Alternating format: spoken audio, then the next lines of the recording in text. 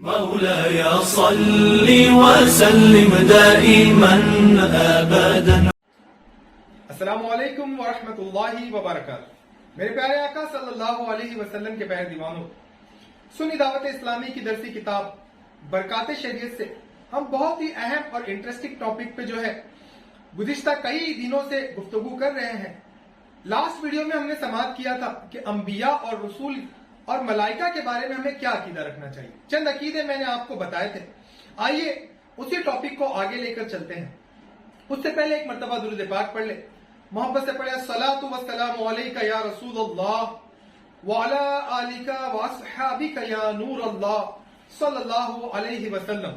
میرے پیارے آقا صلی اللہ علیہ وسلم کے پیارے دیوانوں، ایک مسلمان ہونے کی حیثیت سے ہمیں یہ عقیدہ رکھنا چاہیے کہ سب نبی تمام فرشتے معصوم ہوتے ہیں، یعنی ان سے کوئی گناہ ہو ہی نہیں سکتا۔ سبحان اللہ، ان سے کوئی گناہ ہو ہی نہیں سکتا۔ یہ بتانے کی وجہ یہ بھی ہے کہ بعض گستاخوں نے جو ہے نبی کے بارے میں یہ ترجمہ کیا ہے ان کے قرآن پاک کے ترجمے میں کہ اللہ تبارک و تعالیٰ نے ان کے اگلے پچھلے گناہوں کو معاف فرمایا۔ معاذ اللہ ثم معاذ اللہ۔ میرے پیارے آقا کے پیارے دیوانوں، اگر کوئی ایسا عقیدہ رکھے تو گویا کہ وہ ایمان سے خارج ہے۔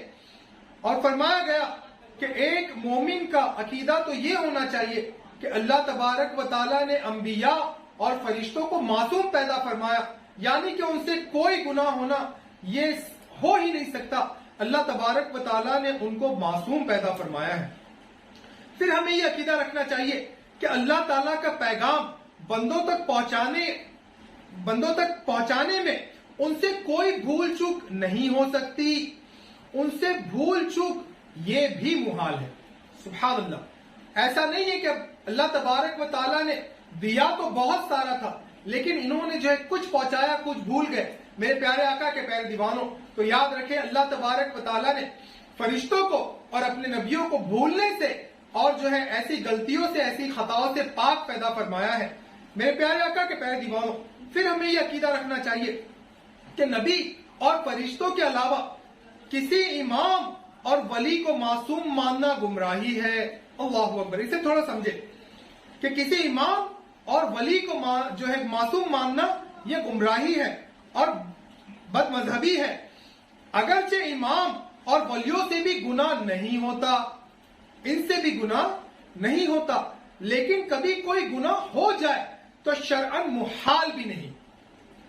نبیوں سے معاذ اللہ، ولیوں سے اور جو ہے اماموں سے اللہ تبارک و تعالیٰ جو ہے انہیں خطاؤں سے محفوظ تو کرتا ہے، گناہوں سے محفوظ تو کرتا ہے، لیکن اگر کوئی ان سے غلطی ہو جائے تو شریعتاً وہ کوئی محال بات بھی نہیں ہے۔ ہاں، اللہ تبارک و تعالیٰ انہیں محفوظ رکھتا ہے۔ میرے پیارے آقا کے پیارے دیوانوں، پھر فرمایا گیا اللہ عز و جل کی تمام مخلوق میں نبی سب سے افضل ہوتے ہیں۔ سبحان اللہ، نبی سب سے افضل ہوتے ہیں۔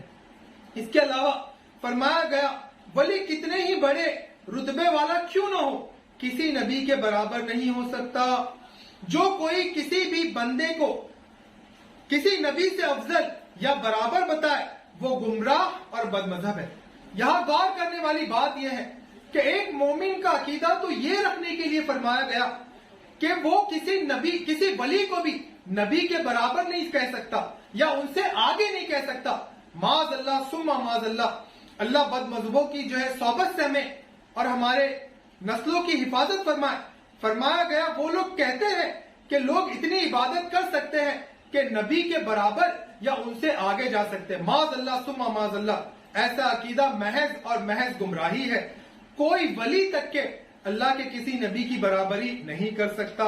میرے پیارے آقا صلی اللہ علیہ وسلم کے پیارے دیوانوں، نبی کی تعظیم فرض عین ہے۔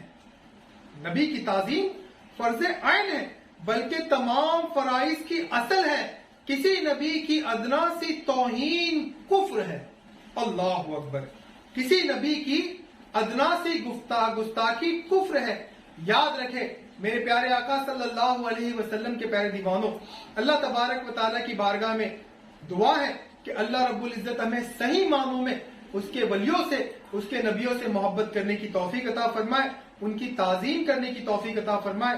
وما علینا الا البلاغ المبین. السلام علیکم ورحمۃ اللہ وبرکاتہ.